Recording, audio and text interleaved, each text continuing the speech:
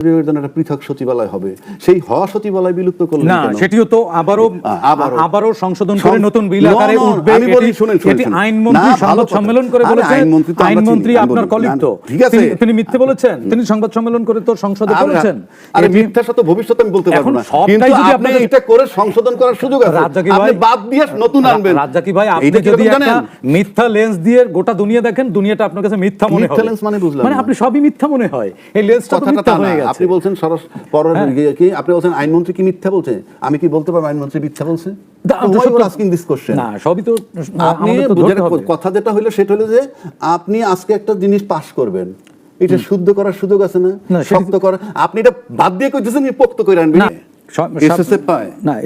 নিরাপত্তা পায়, নিরাপত্তা পায় জিনিস পাওয়া, 6 মাস, ঠিক আছে 6 মাস। উনি এটা 1 বছর করেছিলেন, ওইটা সরকার আবার 6 মাস করে, 6 মাস করছে। সরকার 6 মাস করে কেন? একটা অপরাধীর জন্য নীল করে গ্রেফতার করুন, প্রমাণিত অপরাধী না। এই যে সব ডিফেন্স আপনারা টোটাল মিডিয়ার কমপ্লেন। আপনি আমার কালকে একটা পত্রিকা দেখান, 3 মাসের পত্রিকা বাইর করে আমাকে দেখান যে কোথায় সরকার দুর্নীতি দমনরা এটা করে একটা তথ্য বাজারে ছাড়ছে, যার পরিপ্রেক্ষিতে হামের বিরুদ্ধে তাদেরকে সরকার ইউনিসেফ যদি প্রেস কনফারেন্স না করতো আমরা জানতামই না এটা। আপনি ইউনিসেফ দেওয়ার পর আপনি জানছেন, সরকার জানছে না? সরকার জানছে, স্টেপকে নিবে, সরকার নিবে। সরকার নিচ্ছে না, কারণ তার হাত থেকে একটা সরকার নিলাম, নির্বাচন করলাম, আমি কিভাবে নিই? বাবা কি সুন্দর, এটা রাষ্ট্র তো। আমি সেটা বলছি, আমি যে জন্য 600 শিশু মারা গেল, আমি যেটা বলছি মারা গেল, আমি এখন দায়িত্ব নিছি, আমি দায়িত্ব নিয়ে এখন কেমনে ধরি, কয়দিন পরে ধরি, ইত্যাদি ইত্যাদি। কি বলতেছেন আপনি টক শোতে? কি টেল মি, এটা তো ফ্যাক্ট। কি ফ্যাক্ট কিসের? আপনি ঘটনা ঘটতেছে বলে আচ্ছা ওই এখনো লাফাইতেছে, হাসপাতালে নিয়ে যায়, পুলিশ এনে বসে রয়েছে। আপনি 600 লোক মারা গেছে, আপনি বলতেছেন আমরা কেবল দায়িত্ব নিছি, বসে থাকবো। তাহলে এত আলোচনা আপনারা করতেছেন কেন? আপনি তো সময় দিতেছেন সরকারকে, সরকার 3 মাসে কিচ্ছু আসে যায় না। ইউনূস সাহেব যখন ক্ষমতা আসছিল 8 তারিখ, আন্দোলন হচ্ছে কতগুলো? আন্দোলন হচ্ছে প্রায় 200, 250, 300-র উপরে আন্দোলন, তাই না? হ্যাঁ। এগুলো কি সাধারণ কোনো মানে একটা ব্যক্তি ইন্ডিভিজুয়াল গিয়ে করছে, বিভিন্ন শ্রমজীবী, রাজনৈতিক আন্দোলন ছিল, পেশাজীবীর নেতৃত্ব সব রাজনৈতিক দল ছিল পিছনে, এনসিপিও করছে, জামাতও করছে, বিএনপিও করছে। আমি ওইটা বলতে আমি ভাই আপনার নাম বলতে আমার দাম বলার দরকার নেই, ব্যক্তিরা যায় না, দল থেকে যায়, দল থেকে গেছে। হ্যাঁ, সে কি ইলেক্টেড গভর্নমেন্ট ছিল না? রাজনীতিতে চাপায় চাপায় কি বলতো, নির্বাচন দেন, তাড়াতাড়ি চলে যান। শুনছেন কোন রাজনীতিবিদরা বলছে যে উনি আসছেন একটা নির্বাচন দিয়ে চলে যাবেন, দাবি দেওয়া পূরণ করা ওনার কাজ না? কোন রাজনীতিবিদ স্টেটমেন্ট দিছে? দেয় নাই। কেন দেয় নাই? সুস্থ থাকতে দিব না। সেই আন্দোলন এখন কোথায়? সরকার 4 মাস হইল, আন্দোলন কোথায়? ওই 150-200 আন্দোলন কি ছিল? তর্কের খাতিরে বলছি। এইবার আসেন আপনি তারপরের প্রশ্ন কি করলেন? শীর্ষে ভোট দিবেন, ঠিক একইভাবে গণভোটে হাতে ভোট দিবেন। প্রধানমন্ত্রী কি এটা প্রতারণা করছে মানুষের সাথে? না, প্রতারণা করেন নাই। ব্যাস, তারপরে যখন গণভোট পাশ করলো, পাশ করার পর হাতে জয়যুক্ত হইল, তার সাথে জুলাই সনদ বাস্তবায়ন করার কথা, তখন কি বলা হইল? সংবিধানে গণভোট নাই। এইটা সংবিধান বলতে কিছু না, ফ্যাক্টাম ভ্যালেট একটা টার্ম আছে। যেমন আমরা এখানে কতগুলো লোক আছি একত্র হয়ে, এই লোকগুলো সবাই যে সিদ্ধান্ত নেই যে এই টেবিলটা এখানে থাকবে না, কিন্তু আপনার ইয়েতে লেখা আছে যে এই টেবিলটা এখানে থাকবে, সবাই মিলে সিদ্ধান্ত নিয়ে সরাই ফেলাই যে টেবিলটা থাকবে না। It is law and it is final. আপনি তখন ক্ষমতায় যাওয়ার পর বলা শুরু করি, পবিত্র সংসদে দাঁড়ায় কি বললেন আফটার ইলেকশন? গণভোটে যদি রাজি না হইতাম নির্বাচন দিত না। সবাই ভবিষ্যৎ বোঝেন, ভবিষ্যৎ চেনেন, কিন্তু পরবর্তী মুহূর্তে আপনার পিছনে, আপনার চেয়ারের পিছিয়ে কি আছে সেটাও আপনি জানেন না। তারপরে কি বললেন? গণভোট না মানলে নির্বাচন দিত না। এরপরে আসলো কি? জুলাই সনদের নামে যাতে বাহানা না করতে পারে তাই আমরা রাজি হয়েছি, মানে নির্বাচন না দেওয়ার বাহানা যাতে না করতে পারে। কোথায় বসে বলছেন? পবিত্র সংসদে। মুখে আমি আপনার চিৎকার করি, ডিবেট করে উনি জিতে যাক, আপনি জিতে যান, দেশবাসী কিন্তু দেখছে। এখন এটা ভবিষ্যৎ কি? ভবিষ্যৎ সুন্দর নয়, কারণ এই যে একটা আমেরিকার চুক্তি নিয়ে কথা হয়েছে, চুক্তি ভালো না মন্দ এই আলোচনাটা আমরা এই মুহূর্তে করতেছি না, কারণ টাইম নেই। চুক্তিটার জন্য ইউনূস সাহেবকে দায়ী করা হয়, অথচ খলিল সাহেব তার ক্যাবিনেটে বসে বলতেছে বিএনপির সাথে সম্মতি নিয়ে এই চুক্তি পাশ করানো হয়েছে। আবার ফরিদাবা বলছে যে জামাত ইসলামের সম্মতি ছিল। জামাত ইসলাম তো ইম্যাটেরিয়াল, কারণ কি কে ক্ষমতায় আসবে সম্ভাব্য আমরা জানি। জামাত ইসলাম বলছে হ্যাঁ, বলা না বলা কিছু আসে না, কিন্তু বইলে তো নিজেরা সেভ করে ফেলছে। কিন্তু সরকার, বর্তমান সরকার কি আদৌ বলছে আমরা সম্মতি দেই নাই কিংবা কিছু? 2 নম্বর, এই চুক্তি বাস্তবায়ন হওয়ার কথা যেদিন হয়েছে, নয় তার 60 দিন পরে নোটিশের মাধ্যমে। 60 দিন পরে নোটিশ কারা দিচ্ছে? সুতরাং এই তর্কগুলো আমরা করতে চাই না। আপনি যদি দেশকে বেশি ভালোবাসতেন এবং চুক্তিটা যদি দেশ বিরোধী হয়ে থাকে, তাহলে সেদিন বলা উচিত ছিল, আপনি ইউনূস সাহেব গেট লস্ট, আপনি চলে যান, আপনার নির্বাচন দরকার নাই, 3 মাস পরে নির্বাচন হোক দরকার হলে। আসলেন সেখানে ভারতের সাথে আমাদের যে বিষয়টা, ওই যে ইউটার্নের রাজনীতি, যেই রাজনীতির কারণে ইউনূস সাহেবের সময় ভারতের সাথে যেমন ছিল, যেই রাজনীতি তারেক রহমান সাহেব আসার পর, নির্বাচিত সরকার আসলে পরে অনেক কিছু ঠিক হয়ে যাবে, হয় নাই। ইভেন ভিসা শিথিলতাও হয় নাই। তখন মনে হইল যে ওই তারেক রহমান, যে খালেদা জিয়ার রাজনীতি তথা যদি ইউনূস সাহেবদের রাজনীতিও ধরি, সেই জায়গাটায় উনি আছেন। সেক্ষেত্রে এই যে ঘটনাটা ঘটলো, সেটা ভারতের সাথে যে সম্পর্কটা, এটা জটিল থেকে জটিলতর করে আসছেন।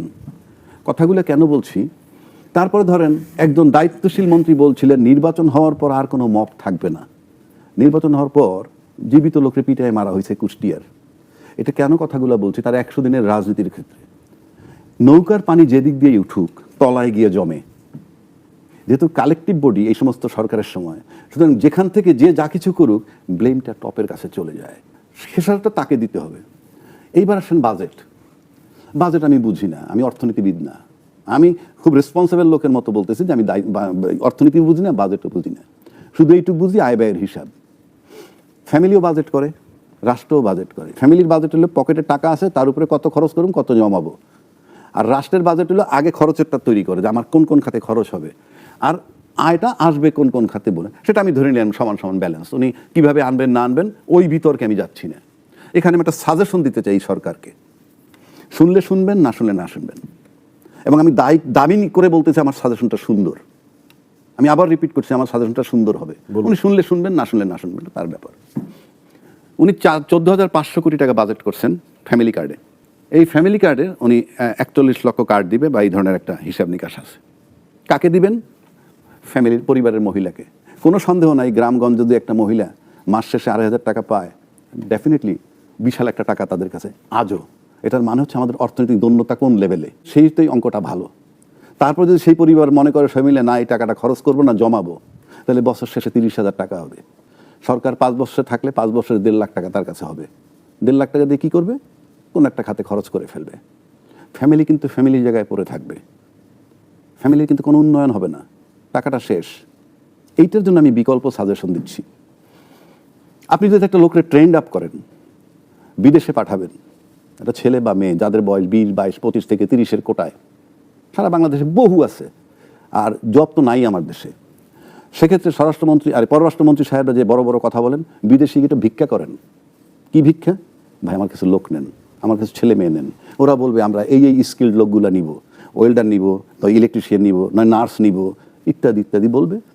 প্রশিক্ষণ দেন, প্রশিক্ষণ দিয়ে এদেরকে পাঠান। কেন বলি, 14,500 কোটি টাকায় পার হেড যদি ট্রেনিং 50,000, পাঠাইতে 2 লাখ, 2.5 লাখ টাকা খরচ হয়, 5,80,000 ছেলে মেয়েকে আপনি বিদেশ পাঠাইতে পারবেন। ক্যালকুলেশন করা আমার। এখন এই ট্রেনিং দিয়ে যদি আপনি তাদেরকে পাঠিয়ে দেন, তাহলে কি হবে? পাঠিয়ে দিয়ে বলবেন তোমরা 2 বছরের মধ্যে আমার টাকা ফেরত দিবা, সবাই দিবে, তাহলে আমার টাকা ফেরত পাচ্ছি। 2, তারপর তুমি বিদেশে কাজ করবা, সে ফরেন রেমিটেন্স পাঠাবে, যেটা পাঠাবে সে ফরেন রেমিটেন্স। 3, ওই ফ্যামিলির একটা টেকসই সচ্ছলতা আসলো, এবং পরবর্তীতে সে তার ছোট ভাইকে, সে তার বোনকে সে নিতে পারবে। এই সাজেশনটা আমি দিছি। 14,500 কোটি টাকায় আপনি 2.5 লাখ টাকা পার হেড খরচ হলে 1 বছরে 5,80,000 ছেলে মেয়ে পাঠাইতে পারবেন। সরকারের কাছে মানে তারেক রহমান সাহেবের প্রতি আমার প্রস্তাব যে আপনি ফ্যামিলি কার্ডটাকে ঘুরে, আমি নিশ্চিত করে বলে দিচ্ছি এই দেশে অ্যাকসেপ্ট করবে না তার দলের লোকগুলা। কেন করবে না? এই কার্ডের সিংহভাগ দলের পকেটে চলে যাবে। সাইদ ভাই, আপনাকে জিজ্ঞেস করি, আবারও রাজ্জাকি সাহেব কতগুলো কথা বলছিলেন যে সরকারের মন্ত্রীরা যে ধরনের কথাবার্তা বলেছেন, এবং যেই ধরনের আলটিমেটলি দায় তো আসলে যিনি টপ ম্যানেজমেন্ট এবং প্রাইম মিনিস্টারের, তার মন্ত্রী পরিষদ থেকে এগুলো কথা বলছে। এবং উনি একই সাথে ফ্যামিলি কার্ড নিয়ে প্রসঙ্গ হচ্ছে, এই 2,500 টাকা করে একটা ফ্যামিলিতে আসলে বছর শেষে 1.5 লাখ টাকা থাকে, এটা দিয়ে কী হবে? আপনি যদি একটু তার কথার সাথে শেষ করে 3 মাসের মূল্যায়নটা করেন, তারপর দ্বিতীয় প্রশ্নে যাবেন। জি, আপনাকে ধন্যবাদ, এবং আমার সহ আলোচক আবু হেনা, রাজ্জাকি ভাই সহ যারা দেখছেন সবাইকে শুভেচ্ছা জানাচ্ছি। সরকারের 3 মাস না 3.5 মাস অতিক্রম করলো, 3 মাস ক্রস করে ফেলেছে। আমরা 6 মান্থস ধরেছিলাম একটা হনিমুন টেনিওর, কিন্তু আপনি দেখুন সরকার শুরুটা কিন্তু সুন্দরভাবে করতে পারেনি। ওত নেওয়ার পরের দিনই রমজানের একটা ধকল তার সামনে এসে পড়েছে। এরপরে ইরান এবং আমেরিকা যে যুদ্ধ, সেই যুদ্ধের বাস্তবতায় বৈশ্বিক জ্বালানি তেলের বাজারে সংকট তৈরি হলো, সেই জায়গা থেকে আমাদের বাজারেও এর প্রভাব পড়লো এবং বেশ ভয়াবহ প্রভাবই পড়লো। সরকার সেগুলো মোকাবেলা করলো, এই জায়গাগুলোতে বেশ সফলভাবেই করেছে বলে আমি মনে করি। এবং বিশ্বের অনেক অনেক দেশে শাটডাউন পর্যন্ত করতে হয়েছিল, কিন্তু আমরা ওই বাস্তবতার দিকে যাইনি। রাজ্জাকি ভাই যে কথাগুলো বললেন, আমি দুই তিনটে জায়গায়, যেমন রাজ্জাকি ভাই মবের একটি কথা তুললেন যে সরকার অনেক কিছুই সফল, উনি যেগুলো বলেছেন সেটা রিপিট না করাই বেটার। যেমন মব নিয়ন্ত্রণের কথা বলেছেন যে মব আর সহ্য করা হবে না। দেখুন, আমরা রাজ্জাকি ভাই কুষ্টিয়ার একটি এক্সাম্পলের কথা বলেছেন, কিন্তু সরকার গঠনের আগে অন্তর্বর্তীকালীন সরকারের সময় এরকম মবের ঘটনা প্রত্যেক দিন 2-4টা খবর আমরা গণমাধ্যম কর্মী হিসেবে আমরা পেতাম এবং আমরা পরিবেশনও করতে হতো আমাদেরকে। এখন 12 ফেব্রুয়ারির পরে হুট করে তো বলেনি যে জিরো করে ফেলবো, আবার যদি কেউ বলে যে একেবারে শূন্যে নামিয়ে আনবো মব, এটা কিন্তু সম্ভব না। একটা ওয়েভ চলছে, এই ওয়েভটা পর্যায়ক্রমে নিয়ন্ত্রণে নিতে হবে, এটা হুট করে নদীর ঢেউ থামানো যায় না। এবং আপনি দেখবেন ভূমিকম্প, ইদানিং আমাদের মাঝে মাঝে ভূমিকম্প হচ্ছে, ভূমিকম্পের পরে একটা আফটারশেক বলে একটা জিনিস থাকে, আফটারশেককে কিন্তু আপনি এড়াতে পারবেন না। তেমনি যিনি দায়িত্বশীল মন্ত্রী বলেছিলেন যে নির্বাচনের পর মব নিয়ন্ত্রণে আনা হবে, হ্যাঁ, নিয়ন্ত্রণে এসেছে কিনা সেটা হচ্ছে বিষয়। নিয়ন্ত্রণে তো এসেছে, এখন তো কথায় কথায় চাইলেই কাউকে দোসর ট্যাগ দিয়ে তার অফিসের কক্ষে বা স্কুলের প্রধান শিক্ষককে কান ধরে উদ্বস করানো বা কোনো ইউনিভার্সিটির শিক্ষককে একেবারে দিগম্বর করে দেয়া, সেই ঘটনাগুলো তো ঘটছে না। যেমন রাজ্জাকি ভাই কিন্তু মবের একেবারে আইনি যে সংজ্ঞাটা, এটা কিন্তু রাজ্জাকি ভাই প্রথম দিয়েছেন। হ্যাঁ, তো রাজ্জাকি ভাইয়ের সংজ্ঞা ধরেই আমার সাথে রাজ্জাকি ভাইয়ের অনেক দিনের সম্পর্ক, উনি বলেছেন রাষ্ট্রীয় একটা মব। সেই রাষ্ট্রীয় মবটা কি আছে? সেই ডিবেটে তো যাইতে চাইনি আমি, আপনি তো টানতেছেন কেন? তাহলে আমি আপনার সংজ্ঞাটা নিচ্ছি, সেটা ঠিক আছে, আপনার সংজ্ঞাটা ধরেই আমি সাংবিধানিক মব, হ্যাঁ, অর্থনৈতিক মব, রাষ্ট্রীয় বলছি, অনেক ধরনের। ওনার সংজ্ঞাটা আমার মনোপুত হয়েছে। দেখুন, রাষ্ট্র কিন্তু এখন আর মব করছে না, হুট করে কাউকে জঙ্গি বলে ধরে নিয়ে যাচ্ছে না। ভিন্ন মতের একজনকে দমন করবার জন্য রাষ্ট্রীয় যে কোনো একটা নিপীড়নমূলক আইন প্রয়োগ করছে না। এই জায়গাগুলো কি নিয়ন্ত্রণ না? এটা অবশ্যই নিয়ন্ত্রণ। আমি বলছি না যে শূন্যে নামাতে পেরেছে, শূন্যে নামাতে সময় লাগবে। গত 17 বছরের জাঙ্ক, ময়লা আবর্জনা, এটা কিন্তু চাইলেই 17 মাসে শেষ করা এত সোজা না। মাননীয় প্রধানমন্ত্রীর গত মঙ্গলবারের একটি বক্তব্য কোট করেই আমি বলতে চাই যে দেখুন, প্রতিশোধ নিলে প্রতিশোধ নেয়াই যায়, এবং প্রতিশোধ, মানুষ কিন্তু জন্মগতভাবেই একটা প্রতিশোধ পরায়ণ মানসিকতায় থাকে, এটা তার হিউম্যান নেচার। কিন্তু সেই জায়গা থেকে উনি একটি কথা বলেছেন, আমি এই কথাটি আমার কাছে খুব ভালো লেগেছে, যে উনি বলেছেন যে এখনও মেরুদণ্ড এক্সরে করলে হাড়টা বাঁকা হয়ে লেগেছে, জোড়া লেগেছে, আমার মাঝে মাঝে ব্যথা হয়, তারপরেও তিনি প্রতিশোধ চান না। আসলে প্রতিশোধ, উনি বলেছেন প্রতিশোধ দিলেও তো আর আমার এটা তো আর সুস্থ হবে না, ব্যথা কমে যাবে না, স্বাভাবিক হবে না। তার মানে উনি প্রতিশোধ পরায়ণ যে মানসিকতা, যে প্রতিশোধ পরায়ণ যে রাজনীতি বা প্রতিশোধ পরায়ণ সোসাইটি, এটা থেকে একটা ইউনিফাইড সোসাইটি, এটা কিন্তু এক ধরনের রিকনসিলিয়েশনও। এখন রিকনসিলিয়েশন ঘোষণা দিয়ে মাইকিং করে তো আর রিকনসিলিয়েশন করার দরকার নেই। রিকনসিলিয়েশন তো শুধু মানে আইন আদালতের মাধ্যমে করার দরকার নেই। রিকনসিলিয়েশন হতে হবে সমাজের সর্বস্তরে, সবাইকে মিলেই চলতে হবে। যেমন অনেকে ইদানিং বলবার চেষ্টা করেন আওয়ামী লীগকে স্পেস করে দিচ্ছে সরকার। সরকার আওয়ামী লীগকে স্পেস করছে না, সরকার তার নাগরিকের নিরাপত্তা নিশ্চিত করছে। ধরুন একজন আওয়ামী লীগ করে বা অন্য একটা যে কোনো মতাদর্শের রাজনীতি করতে পারে, সরকার কিন্তু চাইলেই তাকে প্রিভিয়াস রিজিমের সময় যেটি হয়েছে, যে দমনের নামে তাকে জেলখানায় নিয়ে যেতে পারতো, বেসিক্যালি তার কোনো অপরাধ নেই, এখন তাকে জেলখানায় ধরে নিয়ে যাওয়া, এটা কি রাষ্ট্রের দায়িত্ব? সরকার এবং রাজনীতি কিন্তু আলাদা জিনিস। সরকার কিন্তু জনগণের সরকার, সকল নাগরিকের সরকার, সকল নাগরিকের ফান্ডামেন্টাল রাইটস নিশ্চিত করা কিন্তু সরকারের দায় এবং দায়িত্ব দুটোই। রাজনৈতিক দল হিসেবে তার রাজনৈতিক দলের ইডিওলজি, একটা রাজনৈতিক দল তার আদর্শ এস্টাবলিশ করবে, এটি দলের কাজ। দল যখন সরকার গঠন করে, হ্যাঁ, একটা আদর্শিক সরকার হয়, কিন্তু ওই সরকারটি গোটা জনগণের।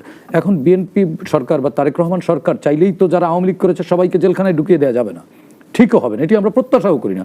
জুলাই 24 আমরা প্রায়ই বলে থাকি যে জুলাইয়ের অভ্যুত্থান আমাদেরকে কি দিয়ে গেল, জুলাইয়ের অভ্যুত্থান আমাদেরকে এটা দিয়ে, জুলাই অভ্যুত্থান আমাদের কিচ্ছু দিয়ে যায়নি, জাস্ট শিক্ষা দিয়ে গেছে।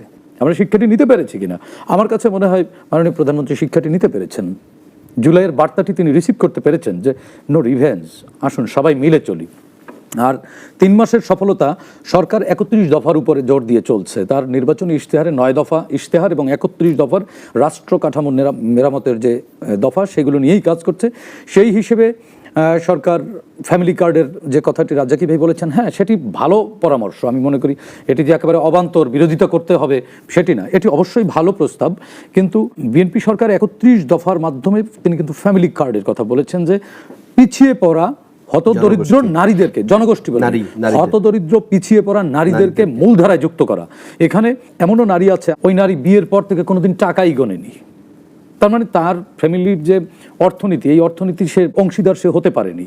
ফ্যামিলিকে আমার আপনার কাছে শুধু প্রশ্ন, ওই নারীরা কি টাকাটা পাচ্ছে? ঠিক ওই নারীরাই টাকা পাচ্ছে। এখন অনেকখানে কথা উঠেছে, বা অনেক সময় আপনার সমালোচক না, অনেক সরকারের বিরোধী সমালোচনা, না সেটা আমিও বলি, ধরুন ফ্যামিলি কার্ড বিক্রি হচ্ছে বা আমি সেটা বিরোধিতা করছি না, আর আমি সেটি একেবারে সমর্থনও করছি না। ধরুন আপনি 100 মার্কসের পরীক্ষা দিয়েছেন, আপনি কিন্তু 100-তে 100 পাবেন, আপনি তো 90 পাবেন বা 80 পাবেন, বা 80+ পেলেই তো আমরা বলি বেস্ট।